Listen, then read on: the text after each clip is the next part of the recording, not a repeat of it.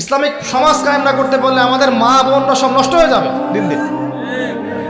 আর পরিবারের ইজ্জত যখন চলে যায়, কোনো কিছুর বিনিময়টাকে ফিরে পাওয়া যাবে না। কেন পরকীয়া করতে গিয়েছেন? আল্লাহ, আপনার যদি এতই চাহিদা থাকে আরেকটা বিয়ে করেন না কেন? বিয়ে করতে সাহস কোলায় না নাকি? বিয়ে করলে যে স্ত্রীকে নিয়ে সূর্যের আলোতে ঘুরতে হয়, ওই জন্য ইঁদুরের মতো রাতের বেলা অন্ধকারে আপনি থাকতে চান, সিংহের মতো সকালবেলা সূর্যের আলোতে স্নান করতে পারেন। কথা বুঝতে পারেন না? বিয়ে করলে স্ত্রীকে নিয়ে পুরুষের মতো সুপুরুষের মতো সূর্যের আলোকে আপনি হাঁটবেন রাস্তায়, কাউকে ভয় করবেন? আপনার মতো কোনো ভয় কাজ করবে না। আর এখন আপনি ইঁদুরের মতো রাতের অন্ধকারে রাত কাটান অন্য মেয়ের ঘরে গিয়ে।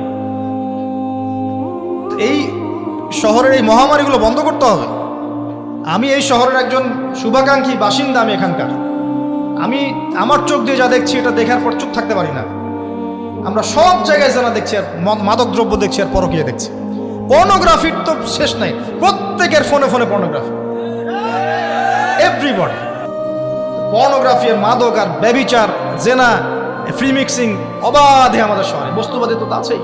তো এটাকে আখিরুজ্জামানের শহর বলবো নাকি আউয়ালুজ্জামানের শহর বলবো নাকি? শুধু এই শহরের সমস্যা এটা নয়, প্রত্যেক বড় বড় শহরেই সমস্যা। ইভেন এগুলো এখন গ্রামে পর্যন্ত চলে গেছে। এগুলো গ্রামেও চলে গেছে, গ্রামে আরো বেশি আছে। দেখবেন শহরের ছেলেরা তো জিন্স আর টি শার্ট পরা মেয়েদেরকে দেখে অভ্যস্ত না, এরা না একটু কন্ট্রোল করতে পারে। আর যখন একটা গ্রামের ছেলে পর্নোগ্রাফি দেখবে, সে তো আর নিজেকে কন্ট্রোল করতে পারে না।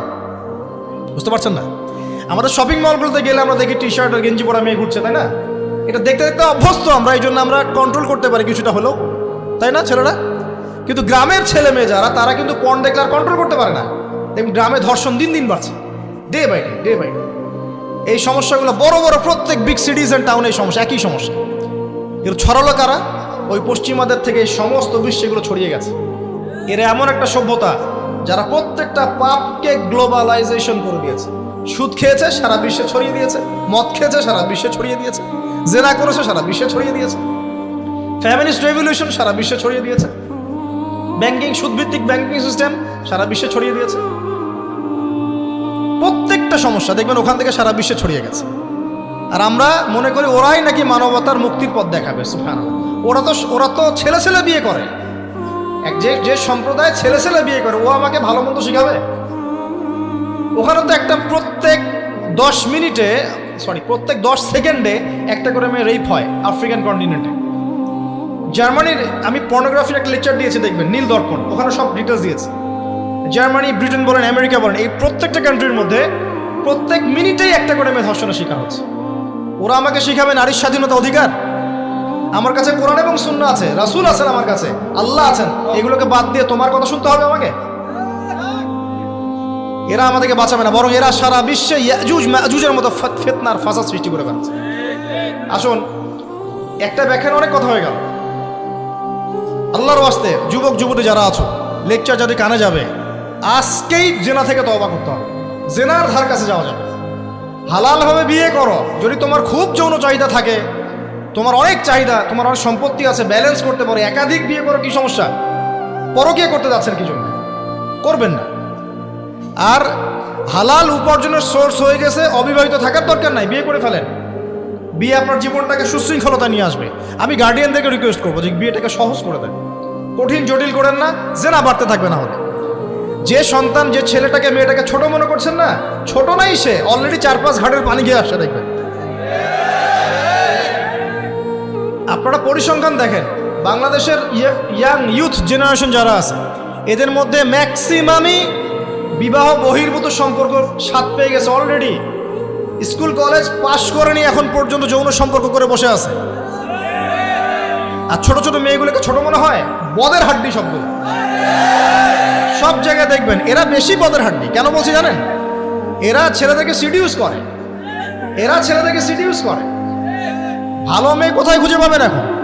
খুব রেয়ার, খুব ডিফিকাল্ট, খুবই ডিফিকাল্ট। এমনকি আর ভিতরে কথা বলতে গেলাম না, আমার ফ্যামিলির, আমাদের স্ত্রীরা তো মাদ্রাসায় পড়েছে, পড়ে নাই? ভিতরে কথা বলতে গেলাম না, মাদ্রাসায় পড়া মেয়ে কেমন করে এগুলা কাজ করতে পারে? অতএব বিয়েটাকে সহজ করেন, জেনাটাকে বন্ধ করেন, পরকীয়া রাস্তা বন্ধ করেন।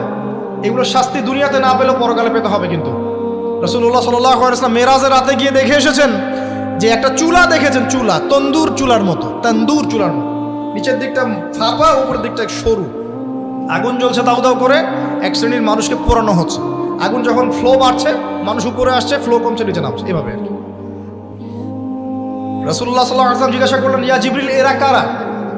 জিবরাইল আলাইহিস সালাম বলছে, এরা আপনার উম্মতের সেই সব ব্যক্তি যারা জেনার পাপে লিপ্ত ছিল, এবং তাদের এই আযাব থেকে এত দুর্গন্ধ বের হচ্ছে কল্পনা করতে পারবেন না। আরেক শ্রেণীর লোককে দেখেছেন, সামনে এই যে ভালো গোশত, পাশে খারাপ পচা গোশত, বসে বসে পচা গোশত খাচ্ছে, ভালো গোশত খাচ্ছে না, শাস্তি হচ্ছে কবরে, বারজাখের জগতে। নবী জিজ্ঞাসা করছেন, এরা কারা?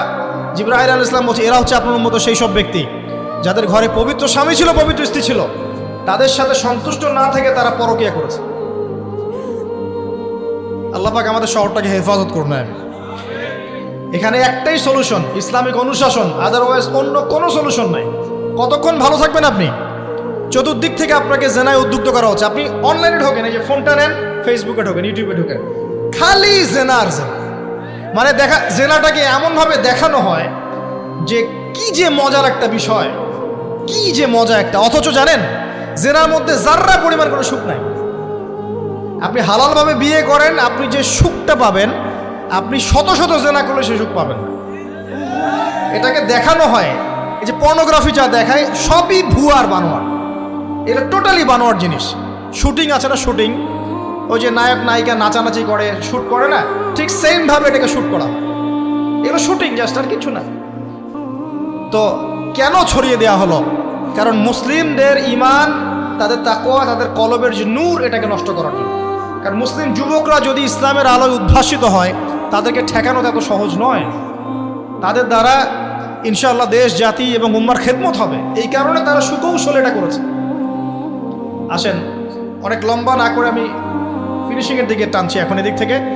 দ্বিতীয় ব্যাখ্যা এটা হতে পারে যে সমাজে ন্যায় অন্যায়, হক বাতিলের মানদণ্ডই কি হবে? উল্টে যাবে। উল্টে গেছে কিনা? মানুষ এখন মিথ্যাবাদীকে সত্যবাদী মনে করে কিনা? এবং ওয়ার্ল্ডে যত বড় বড় মিথ্যা নিউজগুলো হয়, সবাই এগুলোকে সত্য মনে করে না। আর সত্য নিউজগুলোকে মানুষ মিথ্যা মনে করে। আমানতদার একটা ব্যক্তি বলে যে চরম খেয়ানতকারী ব্যক্তি বলে আমানতদার। যার চরিত্র দেখবেন সবচেয়ে খারাপ, ওকে বলছে একেবারে কি চরিত্র, মহান চরিত্র অধিকারী। আর সবচেয়ে উন্নত চরিত্র অধিকারী নবী সাল্লাল্লাহু আলাইহি ওয়াসাল্লামকে মানুষ গালি দেয়, তাই না? তো দেখেন, মানদণ্ড উল্টে গেছে।